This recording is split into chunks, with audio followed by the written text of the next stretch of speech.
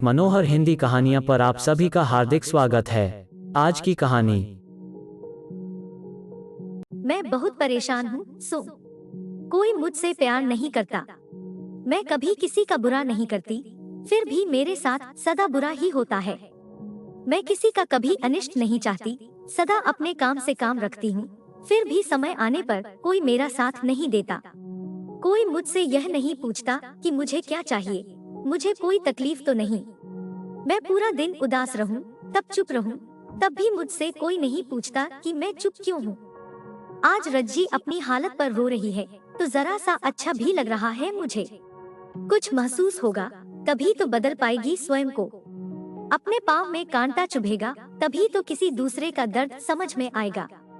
मेरी छोटी बहन रज्जी, बड़ी प्यारी, बड़ी लाडली, बचपन से आज तक लाड़ प्यार में पली बढ़ी। कभी किसी ने कुछ नहीं कहा, स्याह करे या सफेद करे। अक्सर बेटी की गलती किसी और के सिर पर डालकर माँ बाप उसे बचा लिया करते थे। कभी शीशे का कीमती गिलास टूट जाता या अचार का मर्तबान, माँ मुझे जिम्मेदार ठहराकर सारा गुस्सा निकाल लिया करती। एक बार तो मैं 4 दिन से घर पर भी नहीं था, टूर पर गया था। पीछे रज्जी ने टेप रिकॉर्डर तोड़ दिया। जैसे ही मैं वापस आया, रज्जी ने चीखना चिल्लाना शुरू कर दिया। तब पहली बार मेरे पिता भी हैरान रह गए थे। यह लड़का तो 4 दिन से घर पर भी नहीं था, अभी 2 घंटे पहले आया और मैं इसे अपने साथ ले गया। बेचारे का बैग भी बरामदे में पड़ा है। यह कब आया और कब इसने टेप रिकॉर्डर तोड़ा? 4 दिन से मैंने तो तेरे टेप रिकॉर्डर की आवाज तक नहीं सुनी। तू क्या इंतजार कर रही थी कि कब सोम आए और कब तू इस पर इल्जाम लगाए? बीए फाइनल में थी तब रज्जी इतनी भी बच्ची नहीं थी कि सही गलत का ज्ञान तक न हो। कोई नई बात नहीं थी यह मेरे लिए, फिर भी पहली बार पिता का सहारा सुखद लगा था। मुझे कोई सजाए मौत नहीं मिल जाती, फिर भी सवाल सत्य सत्य का था। बिना कुछ किए इतने साल मैंने रज्जी की करनी की सजा भोगी थी। उस दफा जब पिताजी ने मेरी वकालत की तब आंखें भर आई थी मेरी।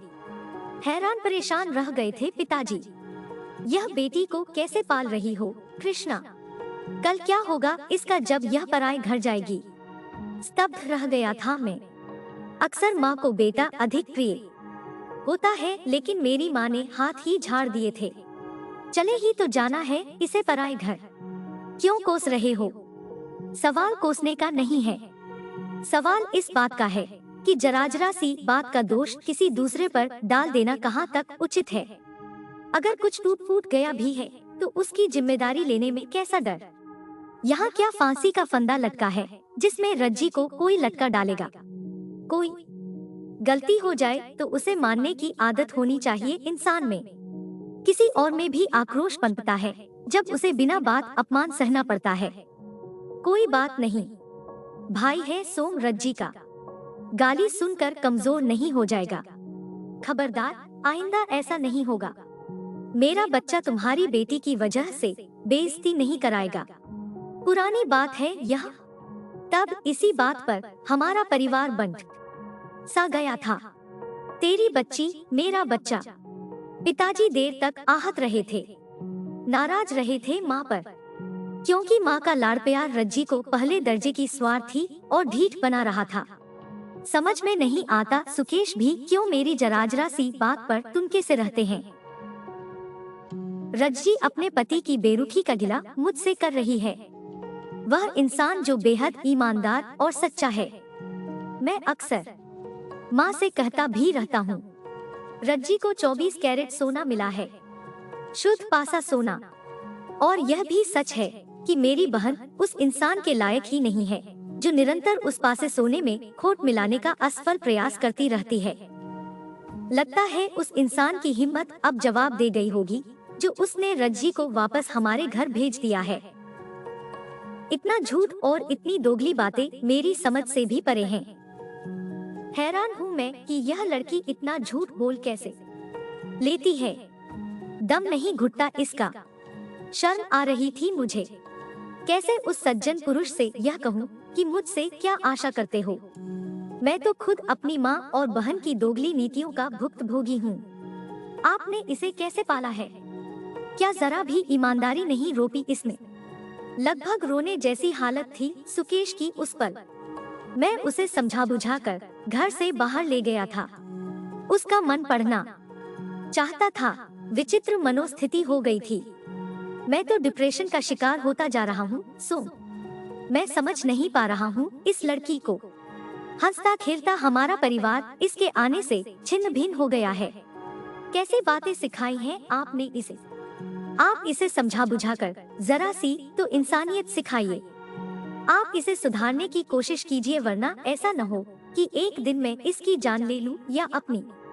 सांस मेरी भी तो घुटती रही है आज तक। मेरी बहन है रज्जी। जब अपने खून की वजह से मैं सदा हैरान परेशान रहा हूँ, तो सुकेश तो अलग खून है, अलग परवरिश। उसके लिए तो रज्जी एक सजा के सिवा और क्या होगी। हर साल राखी बांधकर रज्जी बहन होने की रस्म अदा करती रही है, मगर मैं आज तक समझ नहीं पाया कि जरूरत पड़ने पर मैं इस लड़की की कैसे रक्षा कर पाऊंगा और इसने मेरे सुख की कितनी कामना की होगी। मेरी माँ का वह मोह है जिसके चलते उन्हें रज्जी की बड़ी से बड़ी गलती भी कभी नजर नहीं आती। मेरे पिता मेरी माँ को सही दिशा में लाते लाते हार गए और जिस पल उन्होंने अंतिम सांस ली थी, उस पल मेरे कंधों पर इन दोनों की जिम्मेदारी डालते डालते नजरों में एक असहाय भाव था। वही भाव जो सदा उनके होंठों पर भी रहा था कि पता नहीं कैसे तुम इन दोनों को सह पाओगे। तू फिक्र मत कर रज्जी, मैं मरी नहीं हूँ अभी। सुकेश और उसके घर वालों को छठी का दूध न याद करा दिया तो मेरा नाम नहीं। रो मत बेटी। स्तब्ध रह गया हूँ। यह क्या कह रही हैं माँ। रज्जी की भूलों पर पर्दा डालकर सारा दोष सुकेश और उसके परिवार पर। मेरी फूल जैसी बच्ची को रुला रहे हैं न वे लोग। उनकी 7 पुश्तों को न रुला दिया तो क्या करोगी तुम। सहसा मैंने सवाल किया। चुप रह गई थी माँ। शायद इस धमकी के बाद उन्हें उम्मीद होगी कि मैं साथ चलने का आश्वासन दूंगा। मेरे सवाल की उन्हें आशा भी नहीं होगी। और किसके पास जाओगी।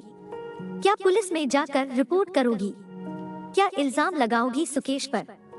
यही कि वह अपनी पत्नी से ईमानदारी की आस रखता है, सच बोलने को कहता है और कहता है घर में राजनीति का खेल न खेले। रज्जी के साथ खून भी माफ और सामने वाला सिर्फ इसलिए दोषी कि उसने सांस जरा खुल कर ले ली थी या बात करते हुए उसे छींक आ गई थी। मुंह खुला का खुला रह गया रज्जी और माँ का। जिस भंवर में आज रज्जी है उसकी तैयारी तो तुम बचपन से कर रही हो। पिताजी इसी दिन से डरकर सदा तुम्हें समझाते रहे कि इसे इस तरह न पालो कि इसका भविष्य ही अंधकारमय हो जाए। माँ, यह घर तुम्हारा है, यहाँ तुम्हारा राजपाट चल सकता है। तुम रज्जी को गलत सी जो चाहे सिखाओ, मगर वह घर तुम्हारा नहीं है जहाँ रज्जी को सारी उम्र रहना है। इंसान भूखा रहकर जी सकता है, आधी रोटी से भी पेट भर सकता है, मगर हर पल झूठ नहीं पचा सकता। राजनीति एक गंदा खेल है जिसमें कोई भी शरीफ आदमी जाना नहीं चाहता, क्योंकि वह चैन से जीना चाहता है। इसी तरह सुकेश और उसका परिवार सीधा सादा साफ सुथरा जीवन जीना चाहता है, जिसे रज्जी ने राजनीति का अखाड़ा बना दिया है। जब जब गृहस्थी में दाम पेंच और झूठ का समावेश हुआ है, तब तब घर उजड़ा है। रज्जी का घर बचाना चाहती हो तो इसे जलेबियां पकाना मत सिखाओ। गोलमोल बातें रिश्तों को सिर्फ उलझाती हैं। मैं नहीं जानता कि मेरी बातों का असर था या अपना घर टूट जाने का डर। रज्जी स्वयं ही अपने घर वापस चली गई। रज्जी जैसा इंसान अपने अधिकार के प्रति बड़ा जागरूक होता है। पहले दर्जे का स्वार्थी चरित्र जिस की नजर अपने अधिकार के साथ साथ दूसरे की चीज पर भी रहती है। सुकेश का फोन आया मेरे पास।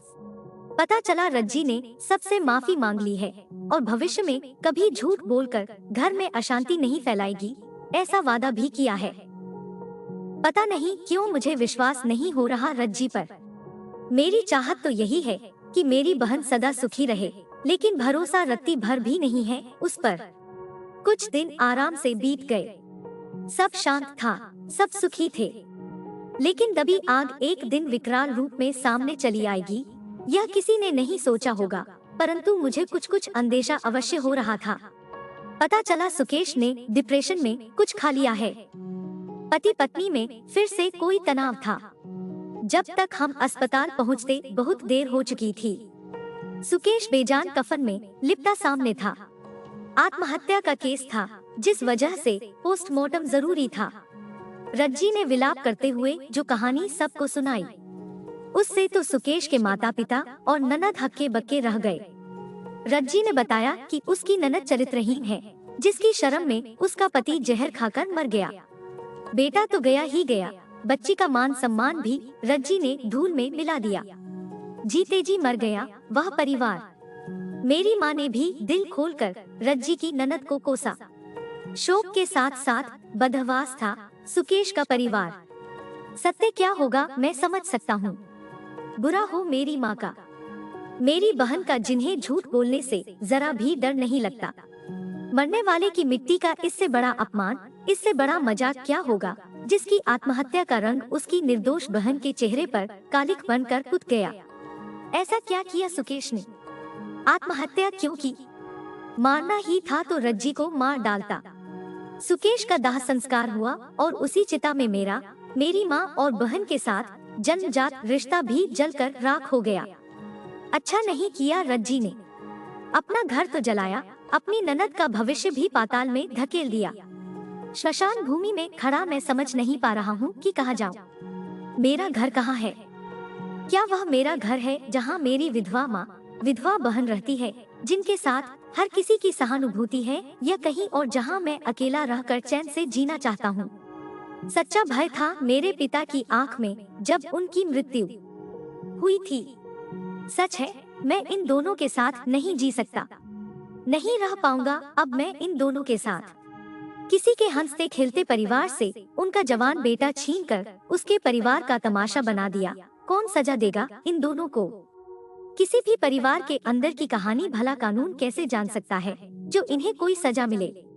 सजा तो मिलनी चाहिए इन्हें। किसी का सहारा छीना है न इन्होंने, अब इनका भी सहारा छिन जाए तो पता चले आग का लगना, घर का जलना किसे कहते हैं।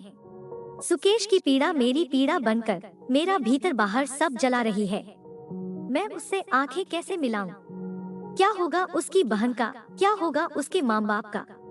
ऑफिस के काम के बहाने में कितने ही दिन अपने घर नहीं गया, अपने अभिन्न मित्र के घर पर रहने लगा, जो मेरी सारी की सारी समस्या समझता था। कुछ दिन बीत गए, मेरे घर होकर आया था वह।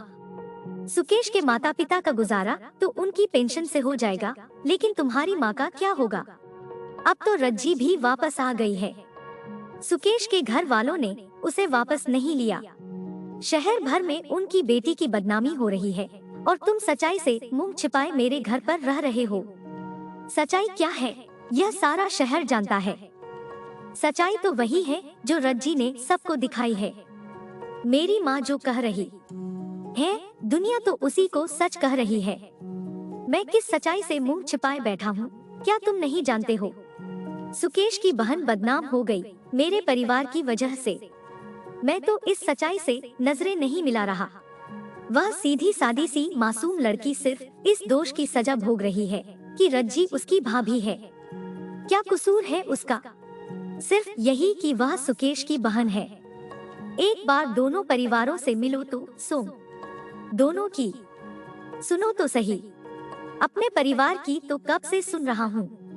बचपन से मैंने भी वही भोगा है जो सुकेश और उसका परिवार भोग रहा है। अपनी माँ और अपनी बहन की नसंस जानता हूँ मैं। सुकेश ने इतना बड़ा कदम क्यों उठा लिया, वह उसके परिवार से ज्यादा कौन जानता है। मेरी तो वे सूरत भी देखना नहीं चाहेंगे।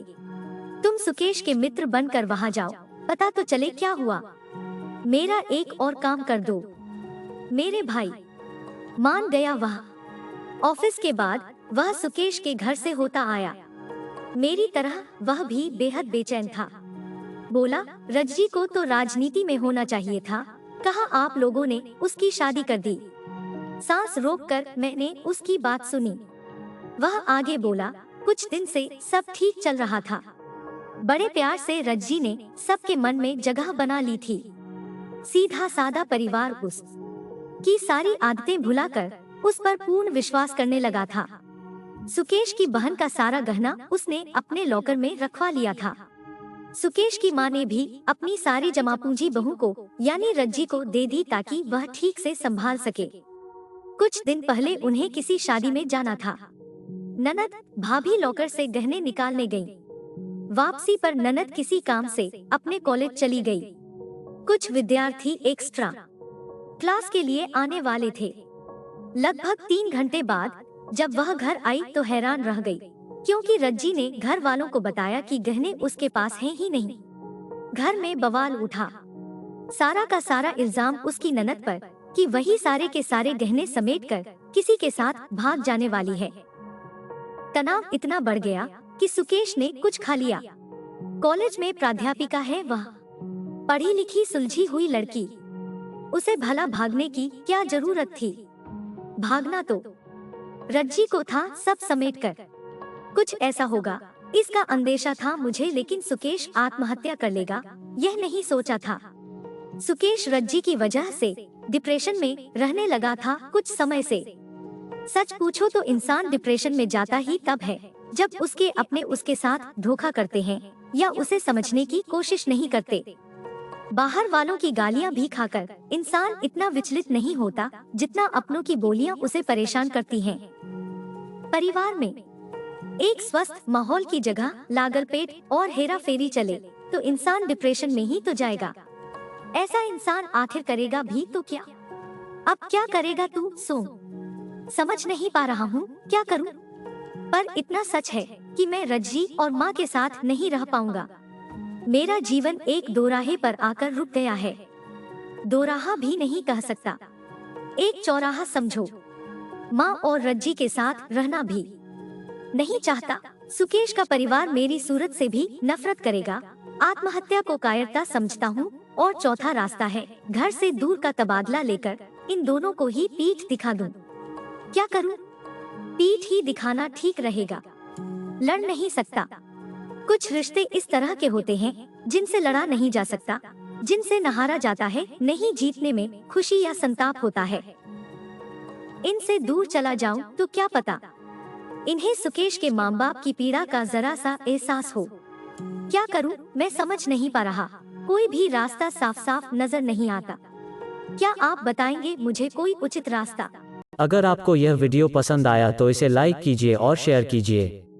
अपने विचार प्रकट करने के लिए कमेंट कीजिए। आगे भी ऐसे वीडियो देखने के लिए इस चैनल को सब्सक्राइब कीजिए और साथ ही बेल आइकॉन दबाकर ऑल सेलेक्ट कर लीजिए, जिससे हमारे वीडियो डालने पर आपको सूचना मिल जाए। धन्यवाद।